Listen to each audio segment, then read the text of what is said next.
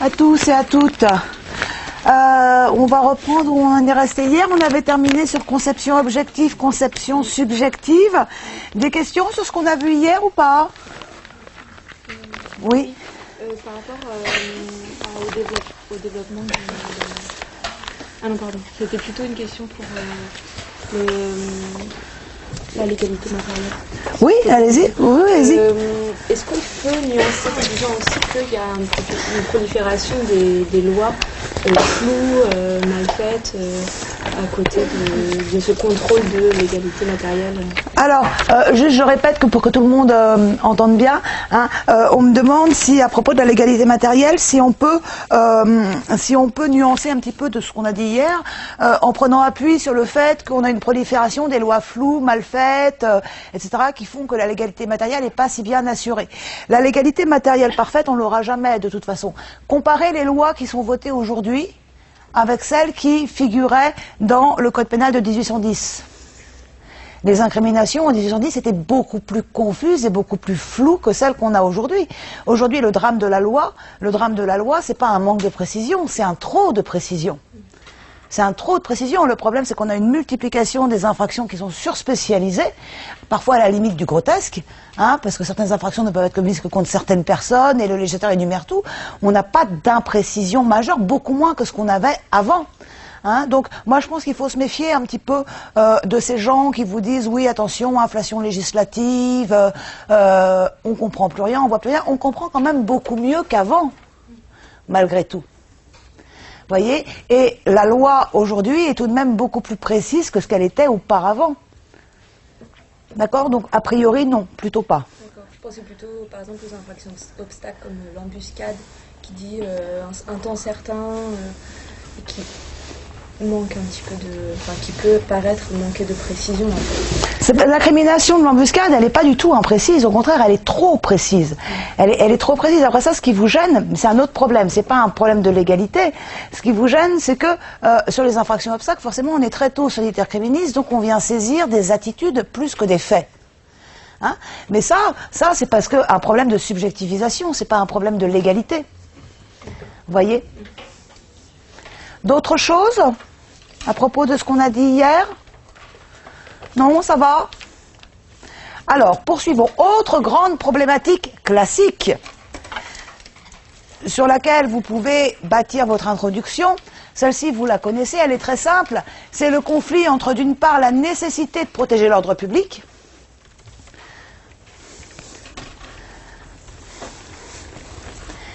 et d'autre part la nécessaire sauvegarde des droits et libertés des individus.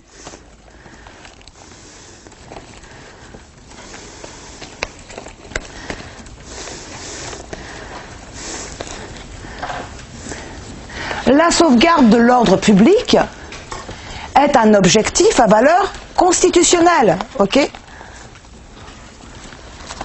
La sauvegarde de l'ordre public est un objectif à valeur constitutionnelle et qui, par conséquent, s'impose aux législateurs.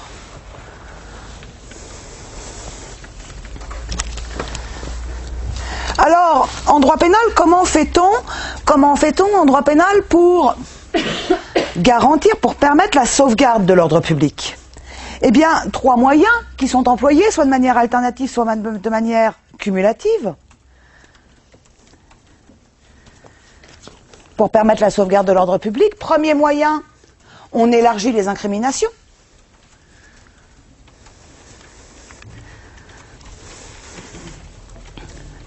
Second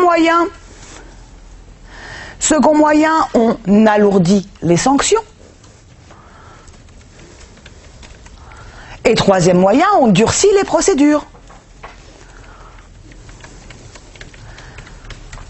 Encore une fois, ces moyens pouvant être employés de manière soit alternative, soit cumulative, en fonction des faits dont on souhaite protéger l'ordre public. Mais bien évidemment, la sauvegarde de l'ordre public ne peut s'opérer au prix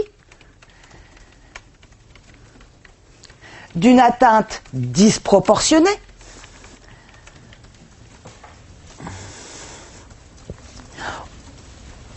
aux droits et libertés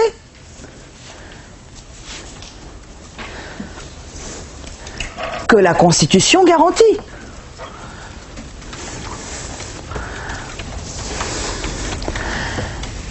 Et sur ces thématiques-là, le problème, ce sera bien sûr celui de savoir dans quelle mesure le législateur est parvenu à assurer l'équilibre entre ces impératifs de prime abord contradictoires.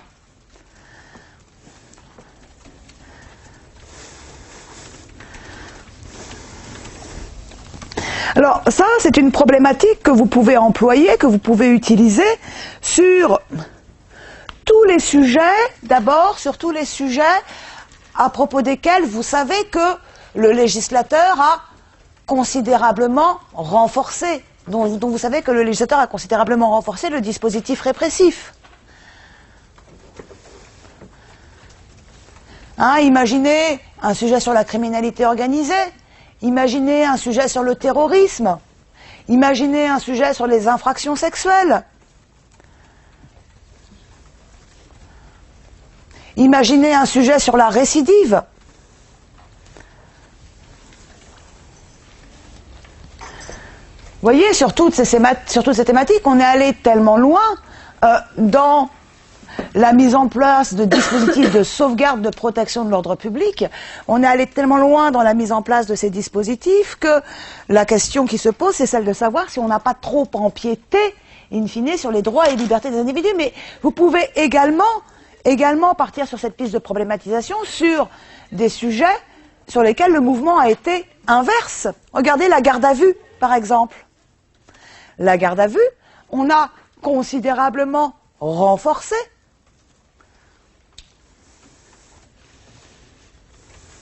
les droits de la personne gardée à vue. Non seulement au niveau européen, mais aussi au niveau national, de par l'intervention du Conseil constitutionnel d'une part, du législateur d'autre part, mais également de la Cour de cassation. Et ces droits, on les a tant et si bien renforcés qu'aujourd'hui est remise en cause l'utilité même de la garde à vue. D'accord? Donc là, la question qui se pose, c'est tout simplement celle de savoir si on n'a pas sacrifié aux droits de la personne gardée à vue la nécessaire sauvegarde de l'ordre public. Vous voyez, le déséquilibre ici, il s'opère dans l'autre sens. Ça va?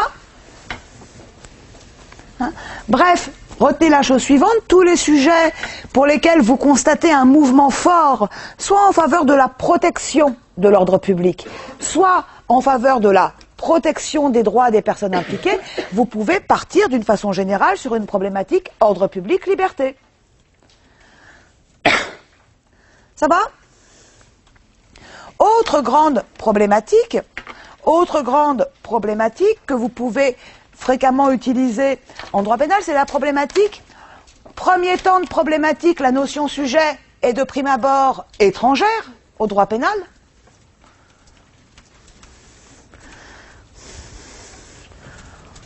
Le droit pénal ne s'y intéresse pas, a priori. Oui, mais deuxième temps de problématique, attention, toutefois, on voit bien que la notion sujet devient de plus en plus familière au droit pénal.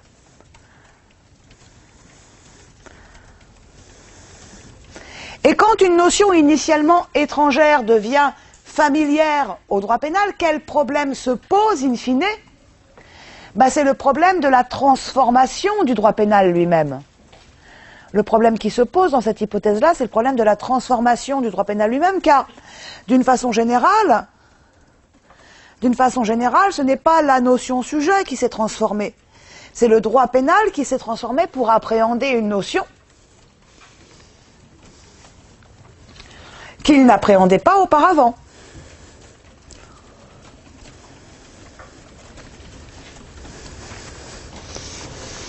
Regardez la victime en droit pénal.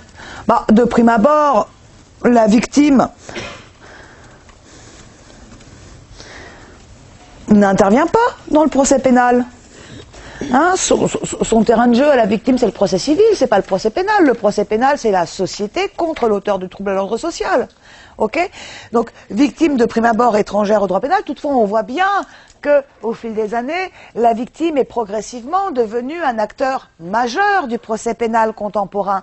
Et notion étrangère, notion familière, D'où la question contemporaine de savoir si cela accrédite ou non une privatisation du droit pénal. Ok? Vous voyez, une notion étrangère qui devient familière, d'où la question de la transformation du droit pénal. On pourrait faire la même chose sur un sujet qui porterait, je ne sais pas moi, sur la prévention en droit pénal. Ben, de prime abord, la prévention, c'est une finalité étrangère au droit pénal. Hein, c'est le rôle de qui de prévenir? Ben voilà, c'est le rôle des titulaires des pouvoirs de police administrative, la prévention. Hein, c'est certainement pas le rôle du droit pénal que d'œuvrer dans une finalité préventive. Le droit pénal est répressif, d'accord, et non pas préventif. D'accord, donc notion étrangère. Toutefois, ben, on voit bien que de plus en plus, aussi bien au niveau de l'incrimination pénale qu'au niveau de la sanction pénale, se développe, émerge un droit pénal préventif. Au niveau de l'incrimination pénale, cela se voit très bien par la prolifération des infractions obstacles destinées à prévenir le trouble à l'ordre social. Au niveau de la sanction pénale, l'émergence des mesures de sûreté qui poursuivent une finalité exclusivement préventive,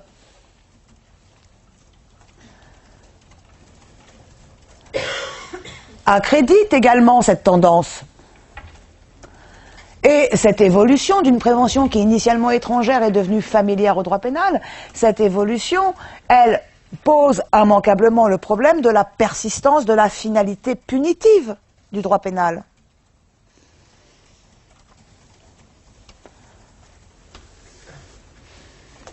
Voyez, notion étrangère, notion familière, d'où la question de la transformation du droit pénal. Ça va?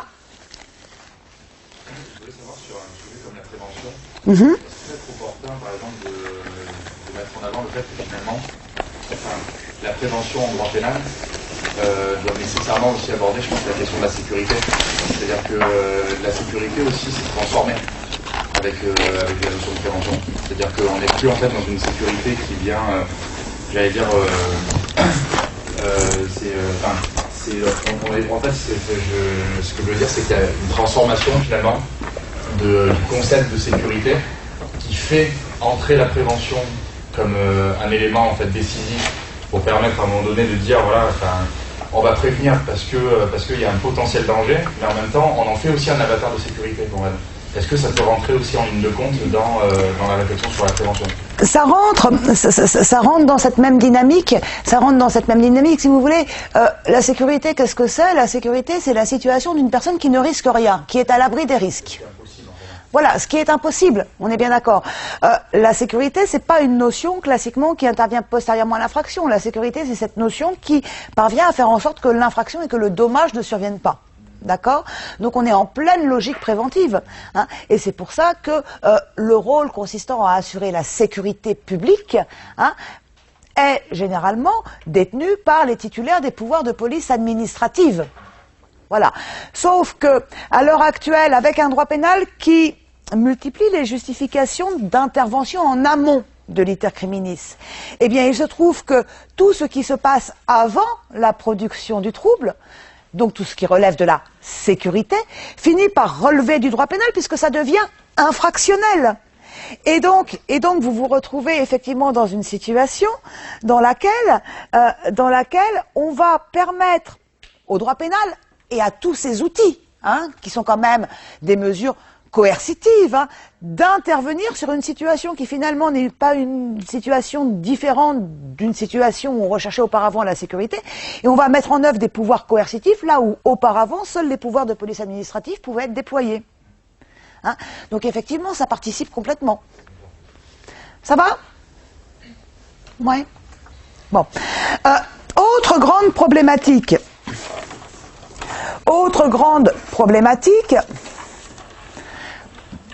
Très simple, c'est une variante de celle qu'on a déjà vue, mais en un peu plus large. Intérêt garanti par la notion sujet, premier temps de la problématique. Intérêt lésé par la notion sujet. Deuxième temps de la problématique. Intérêt garanti, intérêt lésé. Vous savez, en droit pénal, et partout ailleurs d'ailleurs, hein, aucune notion n'est univoque. Hein. Si on met en place juridiquement une notion, un mécanisme, etc., c'est nécessairement pour garantir des intérêts, des valeurs sociales dont on estime qu'ils sont importants. D'accord? Donc toute notion, aussi statique soit-elle, est là pour préserver des intérêts. Mais par le jeu des balances, à chaque fois qu'on vient garantir un intérêt, nécessairement on en lèse d'autres.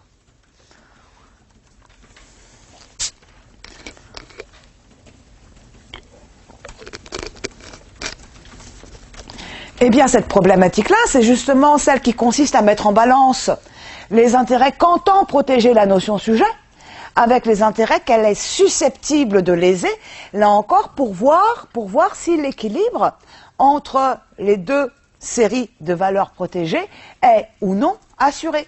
C'est l'exemple typique de votre sujet sur le secret en droit pénal. Le secret en droit pénal, pourquoi est-ce que le droit pénal protège le secret? Quels intérêts, au pluriel, trouve-t-on derrière cette protection pénale du secret?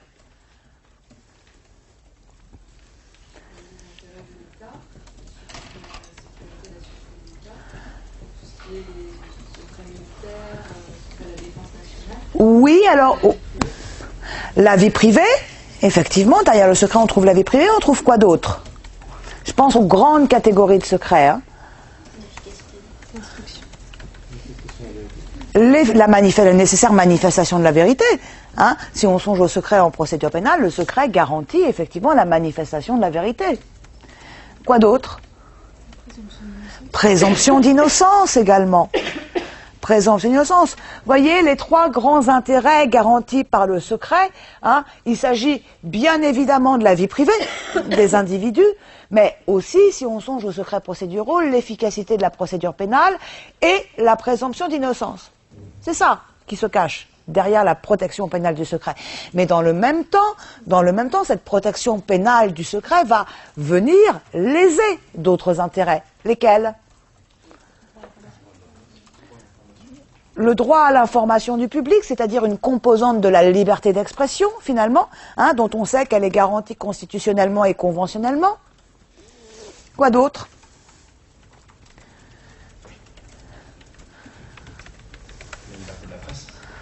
Oui, ça va avec. Les droits de la défense, absolument. Les droits de la défense.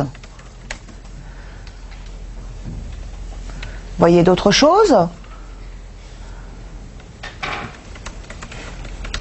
Bah là encore, on peut retrouver également l'efficacité de la procédure pénale, hein, parce que aussi bien le secret dont les institutions judiciaires couvrent leurs procédures garantit l'efficacité, aussi bien le secret dont les personnes privées couvrent leurs activités nuit à l'efficacité de la procédure pénale. Vous voyez, donc là, on a une ambivalence totale. Et pour protéger ces autres intérêts, d'accord, il arrive au droit pénal de lever le secret.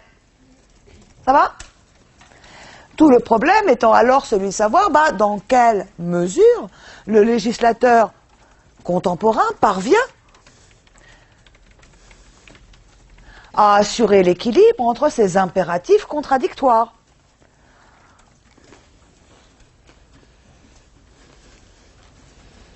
Ça va?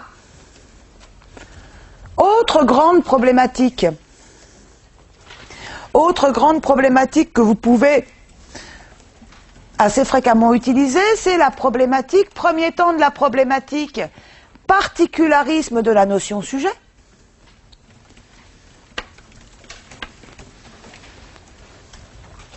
Hein, vous allez nous expliquer que la notion sujet est tout à fait particulière, tout à fait singulière. Elle ne ressemble à aucune autre ne lui ressemble.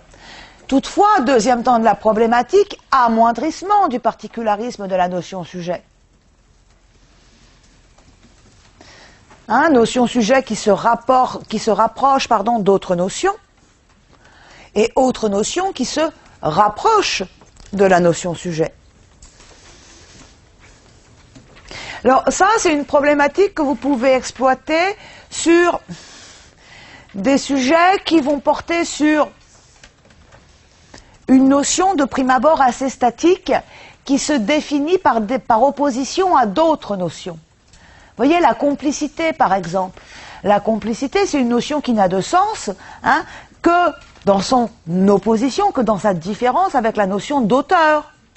D'accord ? Donc, ici, on va partir d'un premier temps de problématique où on va dire, attention, la complicité, c'est un mode tout à fait particulier, tout à fait singulier de participation à l'infraction. Alors, mode particulier, mode singulier de participation à l'infraction, d'abord par sa définition. L'auteur, c'est celui qui commet tous les éléments constitutifs de l'infraction. Le complice, c'est celui qui, sans commettre tous les éléments constitutifs de l'infraction, participent néanmoins à la commission de celle-ci suivant les modalités définies par le législateur. Aide, assistance, instigation. Ok ? De cette particularité de la notion de complicité découle un particularisme relatif à son régime. Regardez, la complicité, c'est un mode de complicité. La complicité, c'est un mode de participation à l'infraction accessoire. La condition préalable à l'engagement de la responsabilité pénale d'un complice consiste dans la caractérisation d'une infraction principale punissable. Mode donc de criminalité accessoire, c'est tout à fait particulier, c'est tout à fait singulier. En outre, notez que le complice est tout de même le seul personnage de notre paysage pénal susceptible de voir sa responsabilité pénale engagée, alors même qu'il n'a pas commis les éléments constitutifs de l'infraction du chef de laquelle il sera réprimé. On est toujours complice d'une infraction en particulier dont par définition on n'a pas commis les éléments constitutifs et pourtant ce sont bel et bien les peines encourues au titre de cette infraction-là qui seront encourues par la personne qui est complice. Vous voyez, ça aussi c'est tout à fait particulier, c'est tout à fait singulier. La complicité apparaît donc comme un mode tout à fait singulier de participation à l'infraction. Toutefois, deuxième temps de la problématique, est-ce que c'est si singulier que ça, encore, la complicité? Non, amoindrissement du particularisme de la complicité. Regardez, sous l'impulsion de la jurisprudence d'abord, sous l'empire de l'ancien code pénal, pour les nécessités de la répression, la jurisprudence n'a pas hésité à énoncer que tout complice est nécessairement un auteur et que tout auteur est nécessairement un complice. Théorie de la complicité correspective. Ok ? Le législateur également œuvre en ce sens. D'abord, il n'a de cesse d'ériger en infraction autonome des agissements qui ne sont pas autre chose que des provocations à la commission de l'infraction. D'accord ? Comment distinguer dès lors, par exemple, entre l'auteur d'un mandat criminel et le complice par provocation d'un assassinat ou d'un empoisonnement ? Vous voyez, ça devient extrêmement difficile. Juridiquement, c'est la même personne. Ensuite, regardez la mise en place de cas de complicité spéciaux qui accréditent encore davantage la confusion entre auteur et complice. Loi du 5 mars 2007 qui énonce que le fait d'enregistrer sur tout support la commission d'une infraction sexuelle ou violente caractérise un cas de complicité de cette infraction. Et qui, un alinéa plus loin, énonce que le fait de diffuser les images ainsi filmées constitue une infraction principale. Ainsi, celui qui aura filmé, puis diffusé ce type d'enregistrement, ce type d'image, sera d'abord complice de l'infraction d'origine, puis auteur d'une infraction autonome. Pour peu que l'auteur initial ait donné à son complice initial des instructions pour diffuser les images filmées, le complice initial deviendra auteur et l'auteur initial deviendra le complice de l'auteur secondaire qui lui-même aura été le complice initial. Quel intérêt y a-t-il dès lors, je vous le demande, à distinguer entre auteur et complice ? voyez, la distinction entre ces deux modes de participation à l'infraction semble avoir perdu beaucoup de son intérêt, d'où la question de savoir si la complicité demeure un mode singulier de participation à l'infraction. Ça va? Particularisme, amoindrissement du particularisme. Et on peut le faire aussi, ça, sur les sujets de procédure, hein. On peut le faire également sur les sujets de procédure pénale. Imaginez un sujet comme la cour d'assises, par exemple. Facile, une problématique sur la cour d'assises. Oh, bah, de prime abord, la cour d'assises, c'est une juridiction tout à fait particulière, tout à fait singulière. Hein. Tout à fait singulière, d'abord, par rapport à sa compétence. Juridiction exclusivement compétente pour juger des crimes, infractions pénales les plus graves. Juridiction tout à fait particulière, tout à fait singulière par sa composition. Cour d'assises, voilà une juridiction qui repose sur l'existence d'un jury populaire. La justice n'est pas ici simplement rendue au nom du peuple, elle est directement rendue par le peuple lui-même. De cette composition particulière découle un fonctionnement tout à fait singulier. Par exemple, durant très longtemps, la cour d'assises a été la seule juridiction dont les verdicts, dont les décisions n'étaient pas susceptibles d'appel, parce que l'on considérait qu'il n'était pas concevable de remettre en cause la décision du peuple souverain. Ok ? En outre, pour cette même raison, pour ne pas contrevenir dans l'esprit à la souveraineté populaire de la cour d'assises. Très longtemps, la cour d'assises a été la seule juridiction de notre paysage pénal qui n'avait pas à motiver ses décisions. Voyez, juridiction a priori qui ne ressemble à aucune autre. Et pourtant, deuxième temps de la problématique, le particularisme de la juridiction cour d'assises s'est considérablement amoindri. Il s'est considérablement amoindri d'abord parce que la cour d'assises s'est rapprochée d'autres juridictions pénales. La cour d'assises s'est rapprochée d'autres juridictions pénales. Songez à la loi du 15 juin 2000 qui rend les verdicts de cour d'assises susceptibles d'appel. Songez à la loi du 10 août 2011 qui impose la motivation des verdicts de cour d'assises. Et d'autre part, d'autres juridictions se sont elles-mêmes rapprochées de la cour d'assises. Songez à la loi du 9 mars 2004 qui, en légalisant la pratique de la correctionnalisation judiciaire, permet aux tribunaux correctionnels de connaître d'affaires qui, en réalité, sont des affaires criminelles.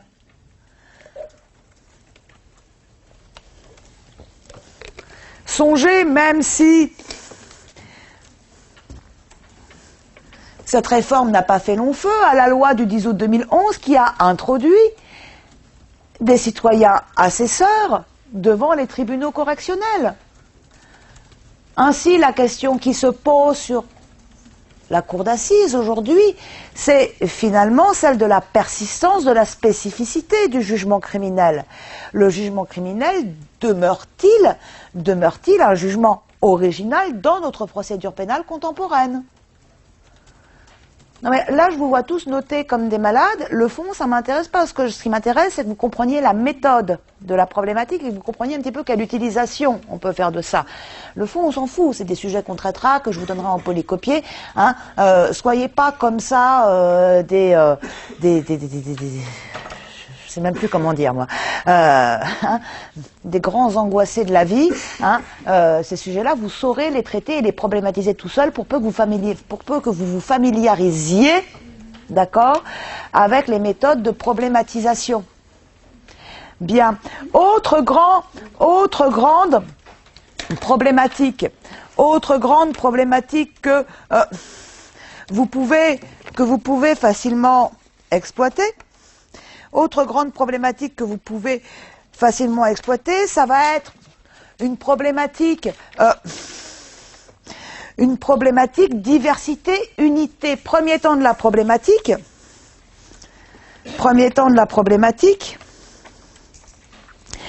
expliquez-nous que de prime abord, la notion sujet est très diverse, très hétérogène. Parce qu'elle inclut beaucoup d'éléments différents. Toutefois, deuxième temps de la problématique, on remarque que derrière cette hétérogénéité première est en train de naître une certaine forme d'unité.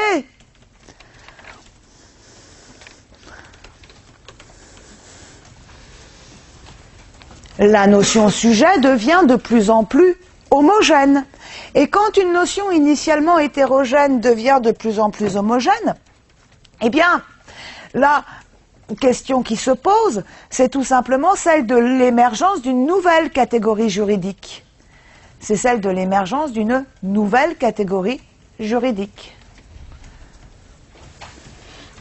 Ça va ? Regardez, imaginez par exemple un sujet qui s'intitulerait « Les procédures pénales dérogatoires ». Pour les procédures pénales dérogatoires, vous feriez un premier temps de problématique que vous fonderiez sur la logique diversité. Les procédures pénales dérogatoires, oh là là, mais elles sont très nombreuses. Elles sont très nombreuses. Certaines sont attachées à la nature de l'infraction commise.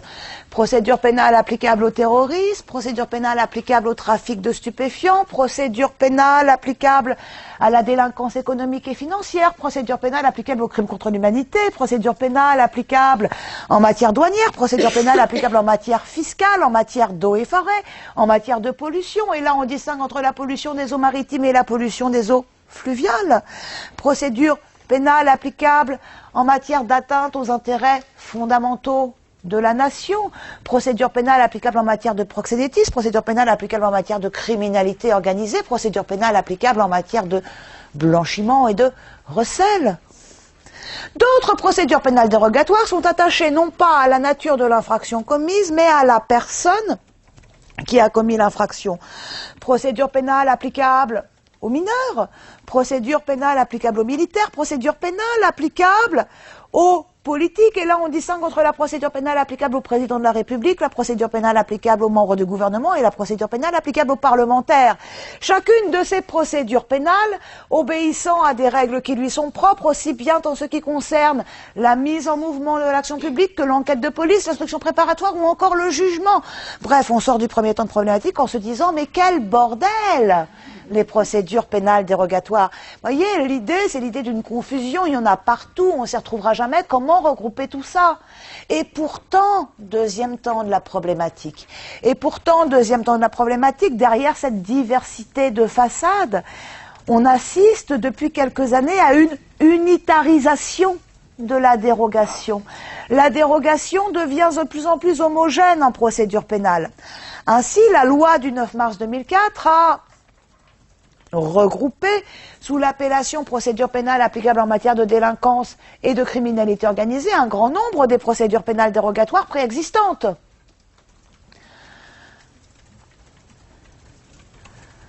La loi du 13 novembre 2007 a poursuivi le mouvement en alignant les infractions de corruption et de trafic d'influence sur la procédure pénale dérogatoire applicable en matière de criminalité organisée. On va encore plus loin avec la loi du 6 décembre 2013 qui aligne à 90% la procédure pénale applicable en matière de délinquance économique et financière sur la procédure pénale applicable en matière de délinquance et de criminalité organisée, alors même que les infractions relevant de la délinquance économique et financière ne seraient pas commises avec la circonstance aggravante de bande organisée. La loi du 14 avril 2011 qui réforme le régime de la garde à vue est d'ailleurs parfaitement claire dans la mesure où elle met en place un régime unitaire de garde à vue dérogatoire. D'accord ? Donc effectivement, la dérogation s'uniformise, et quand la dérogation s'uniformise, la question qui se pose nécessairement, c'est celle de savoir dans quelle mesure cette dérogation unitaire devient-elle une procédure pénale concurrente du droit commun. Vous voyez, diversité, unité, émergence d'une nouvelle catégorie juridique.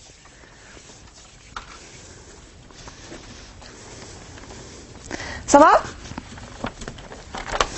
Ça, c'est une problématique que vous pouvez utiliser d'une façon générale sur à peu près tous les sujets pluriels, hein, tout ce qui commence par les quelque chose, généralement on part sur du diversité-unité.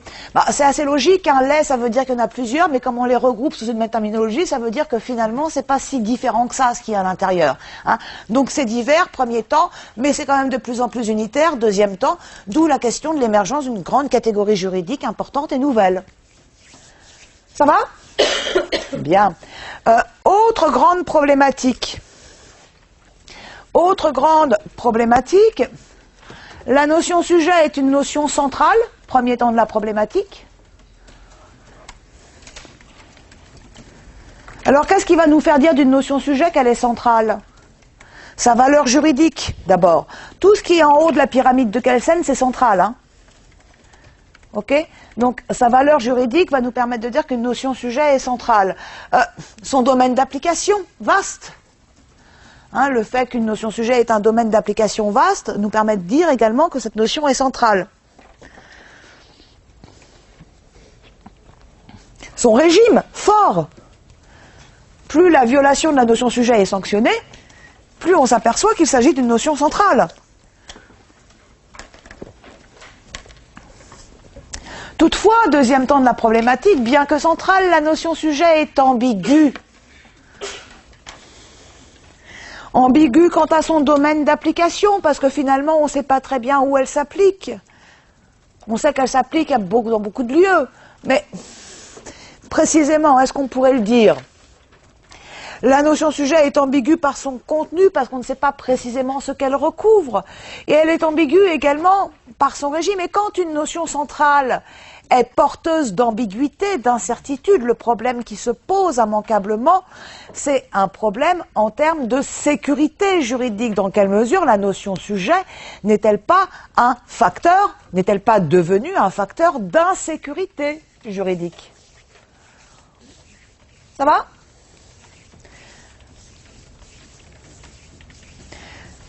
C'est ce qu'on ferait, par exemple, alors aussi bien en droit pénal de forme qu'en droit pénal de fond, hein, c'est ce qu'on pourrait faire, par exemple, sur un sujet comme la dignité. La dignité en droit pénal. Beau sujet, ça, non? Alors, la copie du neuneu sur la dignité, hein, c'est un truc qui donnerait du genre, ouais, la dignité, quand même, c'est bien, c'est important. Super la dignité, génial la dignité, on s'en sert pour ça, c'est trop bien. Heureusement qu'on a la dignité. Hein, ça, je pense que sur un sujet tel que celui-ci, ça serait l'approche mièvreuse à souhait hein, de la plupart des copies. Mais la dignité, c'est une véritable usine à gaz, non? Hein, vous savez la définir précisément, cette notion de dignité? Non, mais c'est normal, personne ne peut. On ne sait pas ce que c'est. On ne sait pas ce que c'est, mais on s'en fout, on le met quand même en haut de la pyramide. Tu vois, Conseil constitutionnel 94, allez, vas-y, dignité, principe à valeur constitutionnelle. Article 3, CEDH, vas-y, la dignité, valeur conventionnelle. On te crée dans le code pénal un chapitre qui s'intitule des atteintes à la dignité, on la protège de partout alors qu'on ne sait pas du tout ce que c'est. Hein? Regardez pourquoi on s'en sert de la dignité. On s'en sert pour tout et n'importe quoi, pour les crimes contre l'humanité, pour la prostitution, pour l'IVG, pour le lancer de nains, pour l'euthanasie, pour le bizutage. Vous vous rendez compte? Hein? Quant à ses effets, c'est clair la notion de dignité? Regardez la thématique de l'euthanasie. La dignité individuelle, qu'est-ce qu'elle impose? La dignité individuelle, c'est une notion qui impose le droit à mourir dans la dignité. Ok? Donc ça impose in fine une légalisation de l'euthanasie. Oui, mais la dignité collective, la dignité de l'espèce humaine, qu'est-ce que ça impose? Ça impose de laisser la mort survenir suivant l'ordre naturel des choses et de, en aucun cas, la provoquer. Donc la même notion de dignité, suivant que vous la regardez sous son angle individuel ou sous son angle collectif, peut soit légitimer, soit prohiber la pratique de l'euthanasie. C'est quand même hyper dangereux, ça, non? Quand on pense que c'est en haut de la pyramide, parce qu'on peut y inclure tout et n'importe quoi dans la dignité. Hein, c'est ce qu'on voit à peu près maintenant avec la fameuse loi sur la prostitution, d'ailleurs. Hein, non, mais c'est vrai. Non, mais pourquoi pas cette loi? Je veux dire, pourquoi pas? Mais le ridicule, c'est quand même de le fonder sur la dignité des femmes, non? Vous trouvez pas? Enfin, c'est un peu con-con, il y avait d'autres... la prostitution, c'est quand même une activité qui est porteuse de troubles à l'ordre public, qui crée des zones d'insécurité, etc. Il y avait des tas de moyens de légitimer ça. Maintenant, on passe par la dignité. Pourquoi? Parce que la dignité, de toute façon, tu mets ce que tu veux dedans. Tout rentre. Tout rentre. Et d'ailleurs, on l'a montré. Hein. Vous savez ce que c'est, les dernières choses qui sont rentrées dans la dignité? Loi Lopsy 2, la vente à la sauvette. Ah oui, c'est à la même hauteur que les crimes contre l'humanité, mais ça ne gêne personne. C'est une notion qui est quand même extrêmement dangereuse. Et puis, une fois qu'on brandit la pancarte dignité, comme on est tout en haut de la pyramide, ça devient quand même assez inattaquable. Vous voyez? Donc, c'est une notion dont on sait qu'elle est centrale, mais qui par ailleurs est porteuse de très lourdes ambiguïtés. Et la dignité, aujourd'hui, c'est un véritable facteur d'insécurité juridique. Est-ce qu'on peut dire que finalement, la dignité, dans un premier temps, elle est conçue comme un rempart pour le citoyen et que finalement, l'État en vient à l'utiliser pour légitimer des pratiques pas sécuritaires, mais disons de répression qui portent d'infractions qui sont en soi pas... Non, ça serait aller un peu loin. Vous savez, moi je ne crois pas qu'il s'agisse de ce gouvernement-là ou du gouvernement précédent.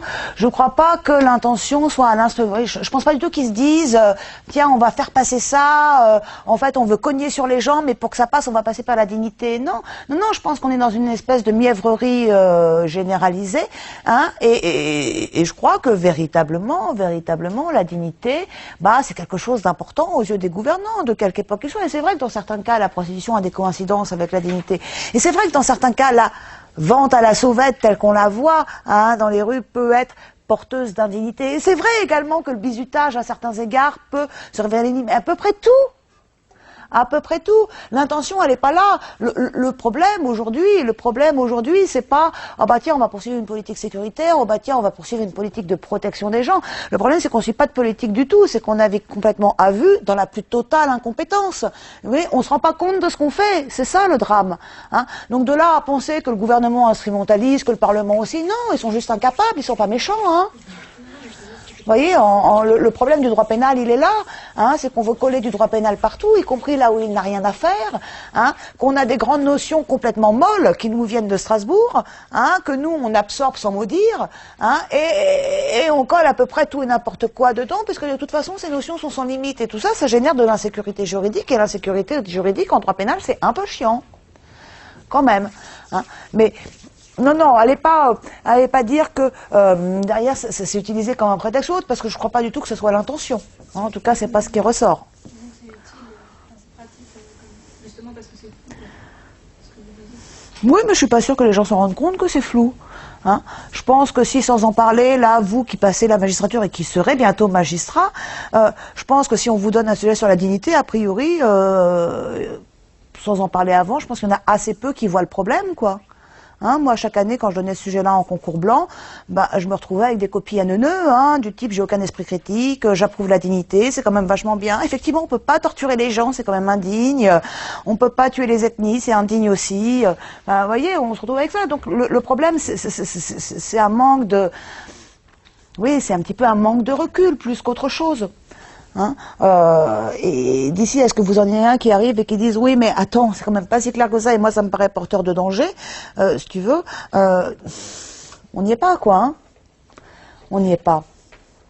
Puis aller dire quoi que ce soit contre la protection de la dignité, immédiatement vous allez être taxé de fasciste, alors forcément, alors que c'est pas le problème, c'est des choses qu'il faut protéger, mais pas par ce biais-là.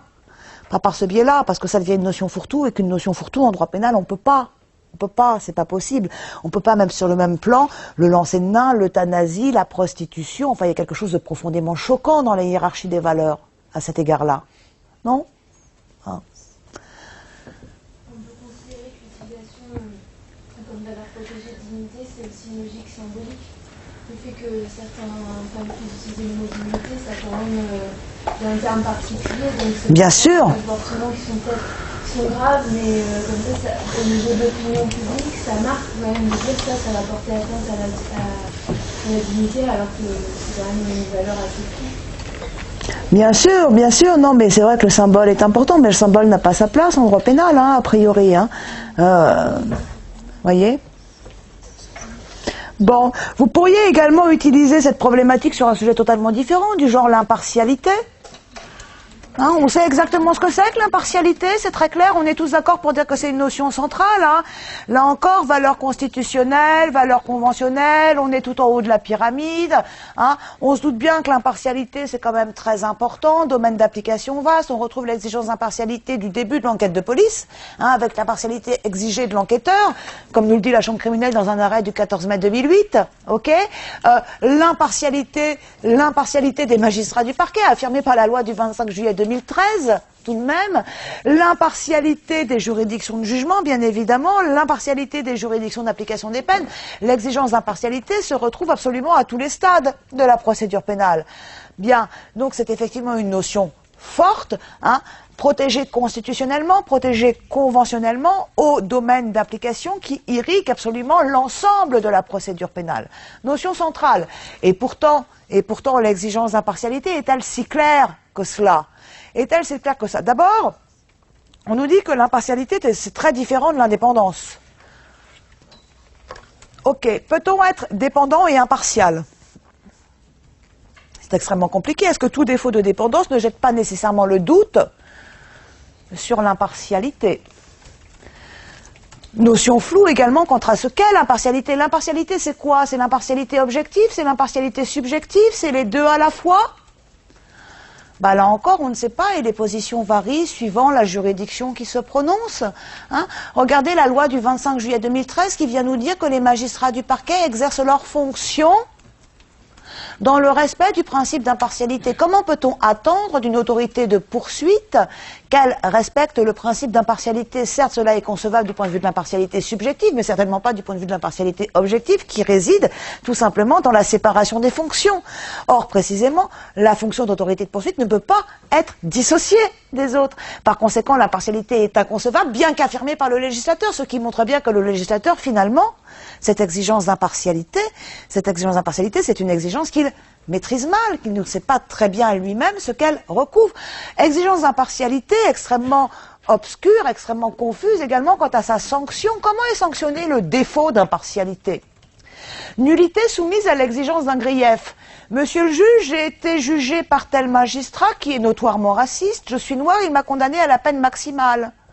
Peux-tu me démontrer que s'il t'a condamné à la peine maximale, c'est parce que tu es noir? Ben non, comment voulez-vous? Pas de sanction du défaut d'impartialité. Hein? Même pas la récusation, de recours en suspicion légitime. Procédure de récusation, procédure de recours en suspicion légitime, voilà des procédures dans lesquelles celui qui soulève le grief d'impartialité doit rapporter la preuve du grief d'impartialité. Et là encore, il faut démontrer non seulement le risque de partialité, mais en plus il faut démontrer en quoi cette partialité serait susceptible d'affecter le jugement finalement rendu. La preuve du défaut d'impartialité doit reposer sur des éléments objectifs, nous disent les textes. Sauf que quand il est question d'impartialité subjective, c'est forcément un petit peu compliqué de rapporter la preuve d'éléments subjectifs. Et surtout, ces procédures de réquisition et de renvoi pour cause de suspicion légitime, ce sont des procédures tout de même, qui entraînent une condamnation automatique de la personne qui l'engage, si toutefois la procédure n'aboutit pas, à condamnation à une amende civile, condamnation qui peut être extrêmement élevée. Donc ce sont des procédures dont on dissuade énormément, finalement. Donc pour une notion aussi centrale qu'est l'impartialité, finalement on se rend compte que l'effectivité est pour le moins douteuse, puisque là non plus on ne sait pas très bien ce que c'est, notion centrale, notion ambiguë, hein, du coup on ne sait plus où on est. Ça va ? En termes de méthodologie, quand on a une notion floue, est-ce qu'il faut commencer par la définition des termes du sujet, alors même que c'est flou et que c'est notre problématique? Oui, alors il faut quand même, c'est une bonne question, il faut quand même commencer par la définition des termes du sujet. Dans ce cas-là, vous allez rester sommaire, sur la définition des termes du sujet, hein, en disant que, vous pouvez annoncer d'emblée, hein, en disant qu'il est particulièrement difficile de définir la notion sujet, que le droit positif n'a arrêté aucune définition qui vaille, néanmoins, on peut opposer cette notion à telle autre notion, cette notion on peut l'apparenter. Vous voyez, vous prenez la démarche habituelle, de toute façon vous ne pourrez pas livrer de définition précise parce qu'il n'en existe pas sur ces notions-là. D'accord, hein? Tout ça de façon très sommaire, puisque vous savez que de toute façon, définir ce terme-là, hein, ça fera partie d'une grosse partie de votre travail. D'accord? Autre grande problématique, la notion sujet est une notion centrale, premier temps de la problématique. Deuxième temps de la problématique, qui subit des atteintes.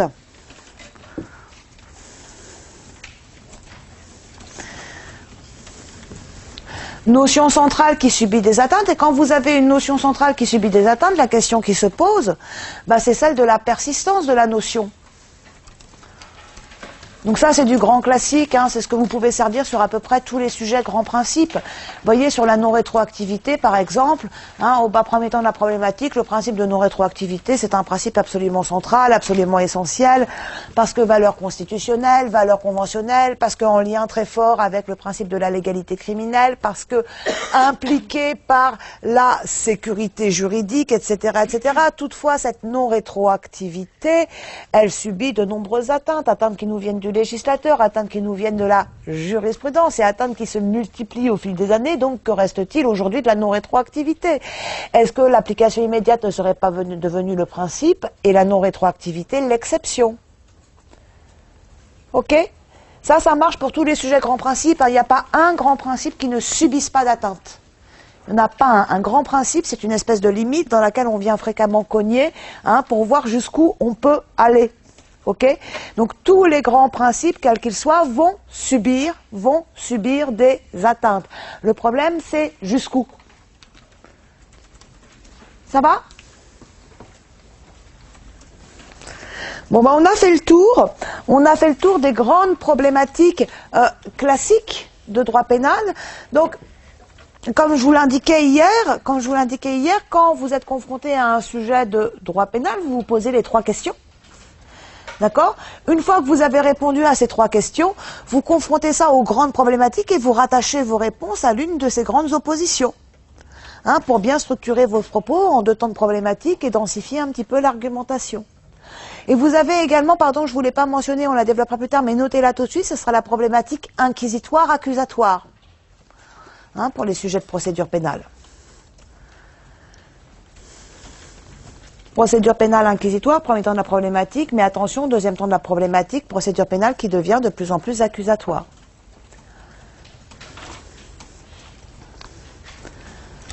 En principe, tout sujet, quel qu'il soit, peut être exploité, peut être déployé au regard d'une de ces grandes problématiques. Moi, j'ai jamais vu le sujet pour lequel on n'utilisait pas sur le fond une de ces problématiques-là pour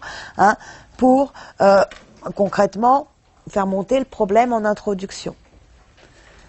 Oui. J'ai un peu de mal à différencier la problématique nécessaire de protéger la République et sauvegarde des droits et libertés et celle où l'opposant devrait protéger une liberté. Oui, c'est ce que je vous disais, c'est une variante. Ordre public, liberté, c'est une application plus précise de intérêt lésé, intérêt protégé. Alors, vous allez voir que bien souvent, pour un sujet donné, vous aurez le choix entre plusieurs problématiques.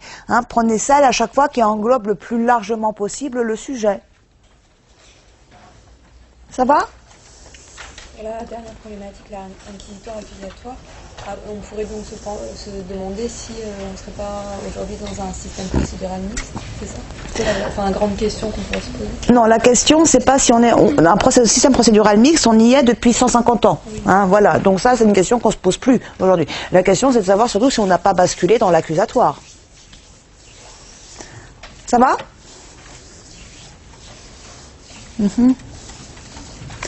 Bien, une fois qu'on a la problématique, il faut aller chercher le plan. Une fois qu'on a la problématique, il faut aller chercher le plan. Alors, je vous l'avais déjà expliqué, je vous le redis pour que ce soit bien clair pour tout le monde, ces 2 temps de problématique ne coïncident pas forcément avec le plan qu'on va retenir. Il ne faut pas confondre le travail de problématisation d'un côté, où là on dégage 2 temps de raisonnement pour faire monter un problème, d'accord, avec le travail de construction de l'autre côté qui sera un travail de réponse à ce problème. Bien. Alors, concrètement, avant de rentrer sur les modalités concrètes de construction du plan, concrètement, déjà 2 remarques, 2 exigences que doit toujours respecter un plan. 2 exigences que doit toujours respecter un plan. La première de ces 2 exigences est une exigence de proportionnalité.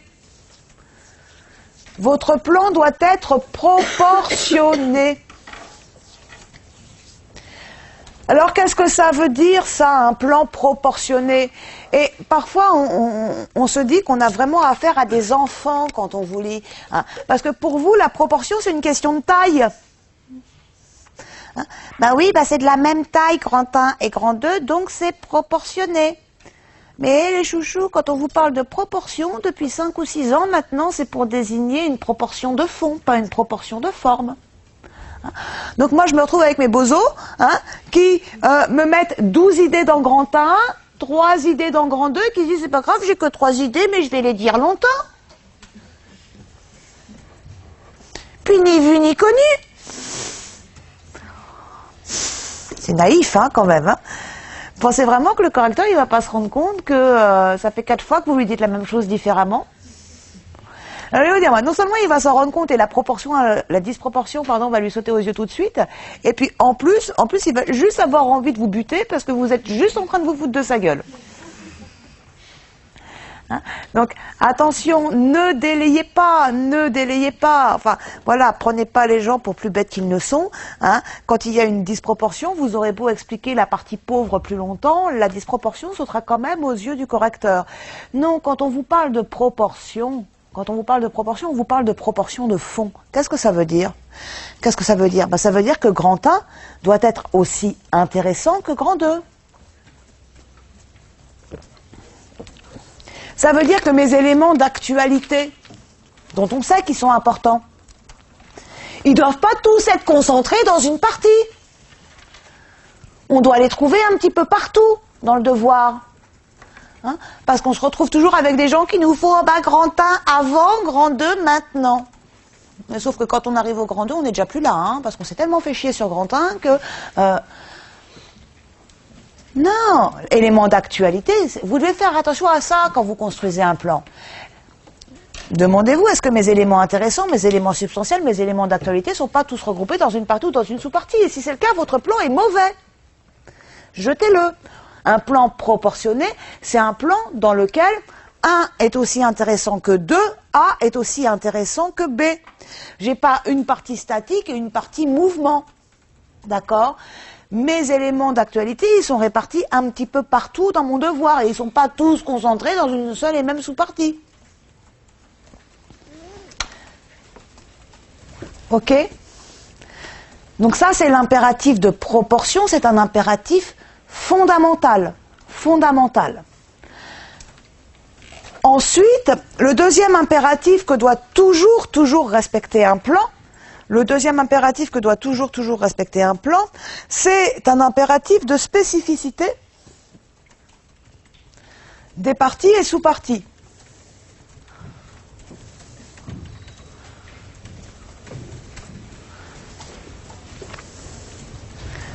Grand 1 doit reposer sur une idée qui lui est propre et qui ne se confond pas et qui ne recoupe pas l'idée sur laquelle repose grand 2. Et idem pour AB.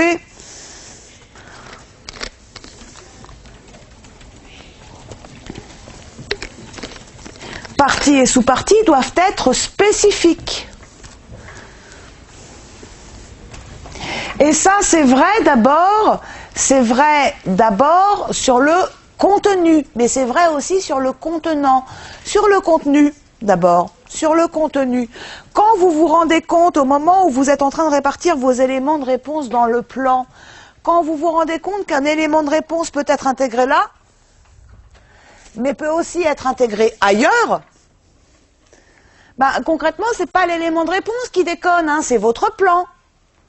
Dans un plan qui est correctement construit, chaque chose a sa place. On ne doit pas être en train d'hésiter sur ça va là, mais ça peut aussi aller là, alors je le mets où, plouf, plouf. Non, ça ne peut pas se faire comme ça. Dans un plan bien construit, chaque élément de réponse a sa place naturelle, sur laquelle on n'hésite pas. Et si vous hésitez, c'est que votre plan est mauvais et qu'il faut le refaire. D'accord? C'est vrai également sur le contenant. Et là, j'attire votre attention sur les intitulés.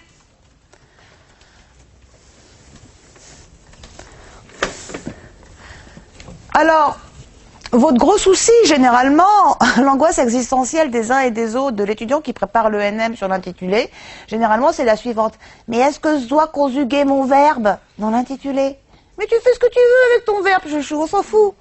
Tu le conjugues pas, quelle importance, hein? C'est pas là le problème, hein? Le problème est ailleurs, d'accord? Dans l'idéal de la dissertation, on ne conjugue pas son verbe. Quand on en sera là, on n'aura plus de problème ailleurs, d'accord? On sera tous entre 19,5 et 20, voyez? Pas de souci.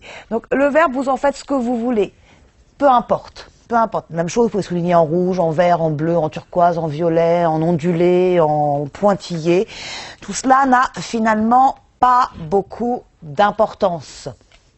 Bien, en revanche, ce qui est important, c'est que vos intitulés soient clairs. Un intitulé, c'est un travail de synthèse,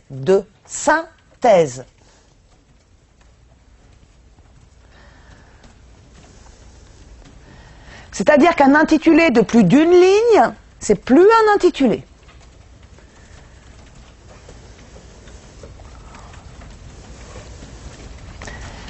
Quand on dit travail de synthèse, qu'est-ce que ça veut dire aussi, s'agissant des intitulés? Ça veut dire une idée par intitulé et pas 12 000. Parce que vous, votre tendance maladive, mais maladive, parce que parfois on se dit, mais ils sont tous névrotiques, c'est pas possible. La tendance maladive, c'est de vouloir tout dire dans l'intitulé. Donc je te fais un intitulé avec 15 adjectifs. Hein?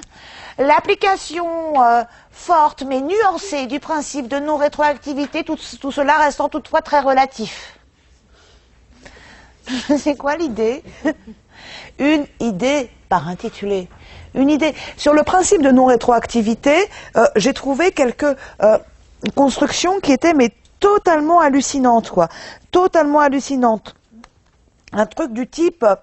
Grand 1, le principe de non-rétroactivité, un principe fort, mais limité. Un principe. Alors c'est quoi l'idée de ton grand 1 là? C'est que le principe il est fort ou c'est qu'il est limité? Grand 2, un principe limité. Mais fort. Enfin, vous comprenez ce qui ne va pas? Je dois avoir une idée maîtresse dans une partie ou dans une sous-partie. Je dois avoir une idée maîtresse. D'accord? Et cette idée maîtresse doit apparaître en intitulé. Vous ne pouvez pas faire ressortir toutes les nuances dans l'intitulé. Vous vous rendez compte? Moi, je vois un plan comme ça. Concrètement, la note, ça sera, d'emblée, je sais que ça sera entre 4 et 6. Hein? D'emblée. Et après ça, quoi que vous ayez fait par ailleurs. Et après ça, qu'est-ce que je fais? Je lis rapidement le reste pour voir si je vais plutôt être sur le 4, sur le 5 ou sur le 6. Vous voyez? Mais voilà, l'exigence de la dissertation, c'est un intitulé exprime une idée et pas deux. Si l'idée c'est que le principe est fort, on va avoir grand 1 le principe fort. Point. Ça va? Une idée par intitulé. Jamais plus. Déjà, un adjectif dans un intitulé, c'est grand luxe. Hein. C'est luxueux, un adjectif dans un intitulé. Parce que votre adjectif, ça veut dire qu'il va falloir le respecter tout le long du grand 1. Ok? Oui, non, parce qu'on est d'accord, c'est pas juste pour mettre des fanfreluches. Hein? Les intitulés. Parce que vous aimez bien ça, les fanfreluches un petit peu partout. Hein, tiens, je vais te mettre une petite fantaisie dans le grand 1. Je vais t'ajouter un adjectif à la con. Hein, comme ça, tu comprendras plus rien à ce que j'ai voulu dire. Plus c'est compliqué, plus ça a l'air intelligent. Eh ben non, c'est le contraire. D'accord? Donc attention, faites très très attention à ça. Quand je lis vos intitulés, enfin quand moi ou quelqu'un d'autre, quand on lit vos intitulés, partez du principe que vos correcteurs sont un peu benets. D'accord? On est tous un peu benets et il nous faut des choses simples en intitulé. Quand on lit vos intitulés, on doit non seulement percevoir, quand je lis l'intitulé de grand 1, je dois percevoir quelle est l'idée de grand 1, et j'en avoir qu'une, qui va se décliner de deux façons, mais ça sera intitulé de A, intitulé de B, d'accord? Et donc je comprends immédiatement quelle est l'idée de grand 1, et je comprends immédiatement en quoi grand 1 s'oppose à grand 2. Vous voyez? le plan, vos choix d'intitulé dans l'opposition 1-2, l'opposition 1-2 doit sauter aux yeux du correcteur. On doit immédiatement comprendre en quoi grand 2 est différent de grand 1, en quoi grand B est différent de grand A. Donc, intitulé synthétique, jamais plus d'un adjectif par intitulé, et un c'est déjà beaucoup. Hein, si possible, pas d'adjectif, c'est mieux. Et par contre, la notion sujet, on doit la retrouver dans tous les intitulés de 1, 2. Si mon sujet c'est la non-rétroactivité, le mot non-rétroactivité, je le trouve dans l'intitulé de grand 1 et je le trouve dans l'intitulé de grand 2. Je ne veux pas avoir un grand 1 sur la légalité criminelle. Parce que là, le grand 1, je ne le lis même pas d'emblée, c'est hors sujet. Vous comprenez pourquoi? Dans le plan, on doit retrouver la notion sujet. On doit retrouver la notion sujet partout pour bien montrer à son correcteur qu'on va traiter du sujet et qu'on ne va pas aller planer à 10 000. Ça va? Des questions sur tout ça? Hein? Donc, tant que vos intitulés n'expriment qu'une idée, qu'ils sont rédigés, ah oui, non, il y a ça aussi, dans un français convenable. Non mais, moi, rigolez, mais je vous assure, et je vous le promets, dans une copie sur 3, il y a des fautes dans les intitulés. Vous vous rendez pas compte que c'est totalement kamikaze. C'est totalement kamikaze. Comment peut-on rendre une copie avec une faute dans un intitulé de grand 1 ou de grand 2? Alors, il y a des gens qui inventent des mots dans les intitulés aussi. Hein. Série « J'invente des mots », hein, un nouveau concept, personne ne comprend ce que vous voulez dire. Non mais, sobre, le message que doit envoyer votre intitulé, c'est « Je suis rigoureux », ok, je suis rigoureux, et je suis sobre, hein. Et accessoirement, je suis alphabétisé. Dans la magistrature, ça peut être utile. Vous voyez, comme vous n'êtes pas à me relire 12 fois, quoi. Hein. Bon, relisez-vous, vous ne... On a parfois l'impression que vous vous rendez pas compte de l'effet désastreux que peut avoir le mépris de l'orthographe, le mépris de la grammaire, le mépris de la conjugaison, etc. Hein. Et je sais bien que si vous vous relisez ces fautes-là, vous allez les gommer. Mais le problème, c'est que vous vous relisez pas. Et nous, on voit les copies arriver, on a l'impression que vous êtes illettrés. Vous voyez? Et un peu de respect pour vos correcteurs, quoi. Hein, je sais pas, on n'a pas écrit boniche, tiens, vas-y, prends ma daube, corrige mes fautes, essuie-moi, enfin, je veux dire, c'est pas possible, ça. Hein? Un peu de respect pour ceux qui vous lisent, que ce soit nous ou n'importe qui d'autre, et relisez-vous avant d'envoyer les choses, et surtout relisez-vous le jour J. Hein? Relisez-vous le jour J, parce que, véritablement, donner à son correcteur le sentiment qu'on ne parle pas la même langue que lui, et on va respecter la langue de la République tout de même. Hein. Faites attention, le temps de relecture, je sais que c'est pénible de se relire en fin de devoir, je sais que vous aimez pas ça, mais ça c'est juste parce que vous êtes des feignasses. Hein. Vous jouez votre vie sur ce concours, ok? Vous jouez votre vie sur des bêtises d'orthographe, vous pouvez hérisser un correcteur contre vous. Et sur des bêtises d'orthographe, il y a des gens qui sont capables de vous mettre 4. Et on ne pourra pas dire autre chose que c'est bien mérité, parce que si tu sais pas écrire français, bah t'as rien à faire là. Donc on prend le temps de se relire. Vous allez enlever au moins 80% de vos fautes d'orthographe avec ce temps de relecture. Hein, c'est quand même important, il faut le faire. Je voulais vous demander, est-ce qu'il faut faire apparaître les petits 1 ou les petits 2? Non, alors oui, faites bien de poser la question. Petit 1, petit 2, on ne les fait jamais apparaître. Moi, je vous les donne dans les corrigés. Pourquoi? C'est pour faciliter votre travail de mémorisation. Ok? Dans un travail en temps limité, vous avez déjà du mal à faire 1, 2, A, B. Et vous allez chercher 8 intitulés supplémentaires. Rien que ça. Moi, j'ai trop de temps, tu vois. Donc, au lieu de me relire, J'allais te faire des 1, 2, un petit peu partout. Non, c'est pas possible. D'une part, deux raisons. La première chose, c'est ce que je viens de vous expliquer, c'est qu'on n'a pas le temps, en temps limité de descendre dans ces sous-distinctions-là. On n'a pas le temps. Par ailleurs, le format moyen d'une copie de concours ENM, le format moyen, c'est entre 2 copies doubles et demi et 3 copies doubles. Oui. Je sais que ce que vous rendez jusqu'à présent par voie informatique, on est plus de l'ordre du 9 copies doubles. Hein, grand malade que vous êtes, hein, que de l'ordre du 2-3. Mais il va falloir que vous y veniez, parce que les 9 copies doubles que vous envoyez là, c'est pas l'exercice, quoi. Hein. Vous avez payé, on vous corrige, mais concrètement, ça vous sert à rien. Hein.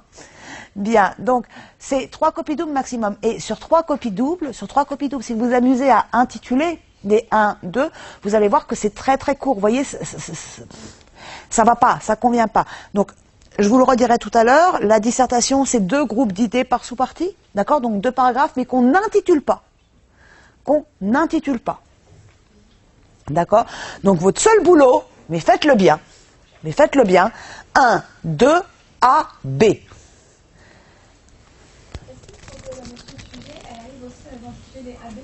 Alors, est-ce que la notion sujet doit aussi être évoquée dans les intitulés des A, B? Pas nécessairement, mais si vous ne l'êtes pas nécessairement, parce que du point de vue du style, ça peut être un petit peu lourd, hein, de la répéter à chaque fois. Mais dans ce cas-là, trouvez des formules qui la sous-entendent. Voyez, par exemple, grand 2, répression renforcée de machin. Hein, grand A, répression renforcée quant à son contenu, grand B, répression renforcée quant à... Vous voyez qu'il y a un petit rappel à l'intitulé de grand A à chaque fois. Hein. Mais ce que je veux pas trouver, c'est un intitulé de sous-partie. Quand je vous donne le sujet, la non-rétroactivité de la loi pénale, et que je trouve, comme dans de très nombreuses copies, hein, un intitulé de sous-partie qui s'intitule l'application immédiate de la loi pénale plus douce, il y a de quoi tomber de sa chaise, quoi. C'est pas ton sujet, Coco. Ton sujet, c'est la non-rétroactivité. Donc, tu me fais pas une sous-partie sur l'application immédiate.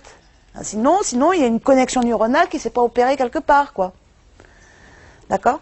À la rigueur, tu me fais la non-rétroactivité limitée par l'application immédiate. Là, je veux bien. Là, je suis d'accord. Parce que là, je vais vous traiter le sujet. Mais, grand B, l'application immédiate, non, c'est nul. C'est hors sujet. Formulé comme ça. C'est très important la façon dont vous formulez les intitulés. Très très important parce que c'est ce qui va permettre immédiatement à la première lecture au correcteur de dire cette personne est dans le sujet, cette personne n'est pas dans le sujet. Vous voyez ? Donc il faut faire très très attention, c'est pas obligé de les répéter à chaque sous-partie, mais il faut dans ce cas-là que ce soit entendu, sous-entendu de façon nette tout de même. D'accord ? D'autres questions générales comme ça? Allez-y, hein, c'est le moment. Hein.